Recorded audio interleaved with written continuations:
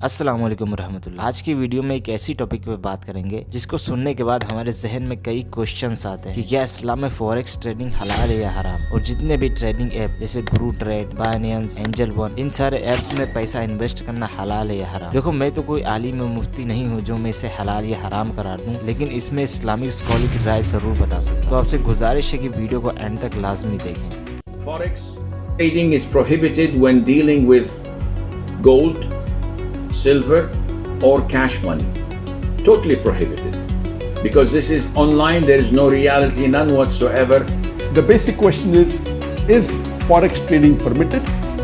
Is buying foreign currency and then selling it for a higher price permitted? Is Forex trading in foreign currency like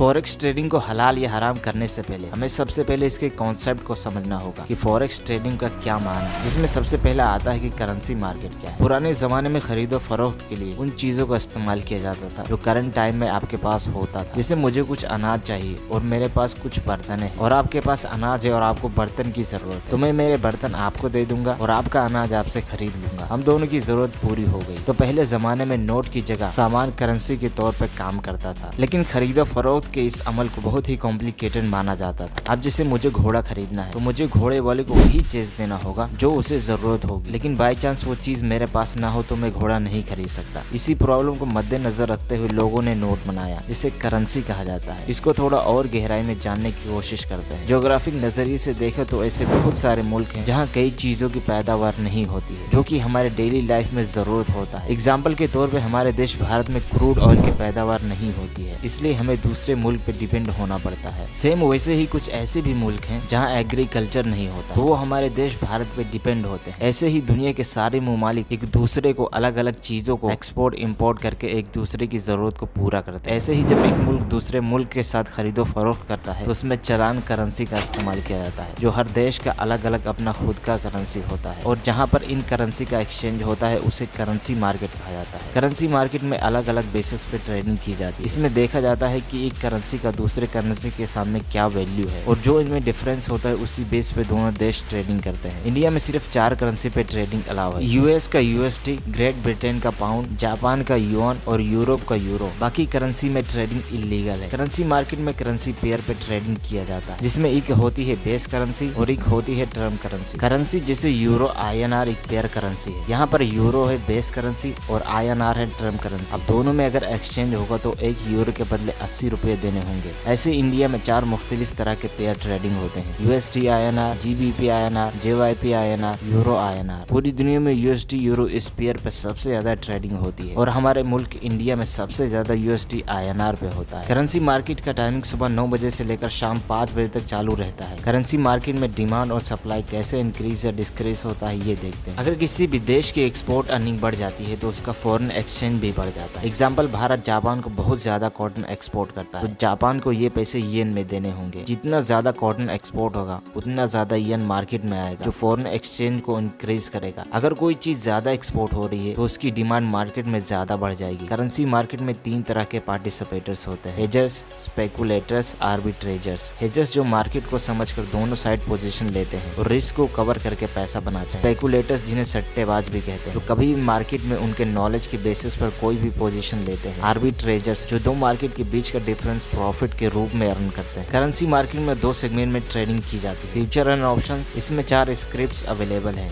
USD INR, GBP INR, JYP INR, euro INR। Currency trading derivative market में की जाती है। उसमें हर एक script का एक fix slot size होता है। जैसे USD INR की स्लॉट साइज 1000। अगर आप ट्रेडिंग करते हैं तो आपको $1000 लेने पड़ते हैं। करेंसी में ट्रेडिंग करते समय आप कॉन्ट्रैक्ट को बाय या सेल करते हैं। इसमें आपको 12 मंथ्स के कॉन्ट्रैक्ट अवेलेबल होते हैं। ये था करेंसी ट्रेडिंग का पूरा कॉन्सेप्ट। करेंसी ट्रेडिंग को समझना इसलिए जरूरी था क्योंकि फॉरेक्स ट्रेडिंग इसके ही रिलेटेड है। अब फॉरेक्स ट्रेडिंग को समझने की कोशिश करते हैं। एक होता है ऑफलाइन फॉरेक्स एक्सचेंज और एक होता है online forex exchange. Offline forex exchange का मतलब जैसे अभी मैं किसी बैंक में जाऊं और मैं वहां डॉलर्स को एक्सचेंज करूं, तो वो ऑफलाइन एक्सचेंज कहा जाएगा क्योंकि ये ट्रांजेक्शन ऑन द स्पॉट हो रहा है, हैंड टू हैंड हो रहा है। एक हाथ में पैसा दिया जा रहा है और दूसरे हाथ से पैसा लिया जा रहा है। इस ट्रांजेक्शन में कोई भी थर्ड पार्टी नहीं है, ये प्रोसेस सिर्फ दो लोगों के बीच हो रहा है। और इस फॉरेक्स एक्सचेंज को इस्लाम ने बिल्कुल ग्रीन झंडा दिया है। ये इस्लाम में बिल्कुल परमिसेबल है क्योंकि इसमें किसी भी तरह का धोखाधड़ी नहीं, और जिस किसी में भी धोखाधड़ी होगा वो इस्लाम में हराम होगा। अब जो हमारा मेन क्वेश्चन है कि क्या ऑनलाइन फॉरेक्स ट्रेडिंग या एक्सचेंज हराम है या हलाल। ऑनलाइन एक्सचेंज और ऑफलाइन एक्सचेंज में ह्यूज डिफरेंस है। वो फर्क ये है कि जब हम ऑनलाइन पर कोई करेंसी बाय या सेल कर रहे हैं तो यहाँ पर किसी किस्म का एक्सचेंज नहीं होता, बल्कि यहाँ दो करेंसी के पेयर को एक्सचेंज किया जा रहा है। अब चाहे वो USD INR हो या पाउंड USD हो। तो यहाँ पे जो सबसे मेन पॉइंट है वो ये है कि जब हम ऑनलाइन फॉरेक्स ट्रेडिंग करते हैं तो यहाँ किसी भी किस्म का रियल एक्सचेंज नहीं होता। यानी मैं कहूँ कि मुझे $10 चाहिए तो वहाँ पे मैं USD INR का एक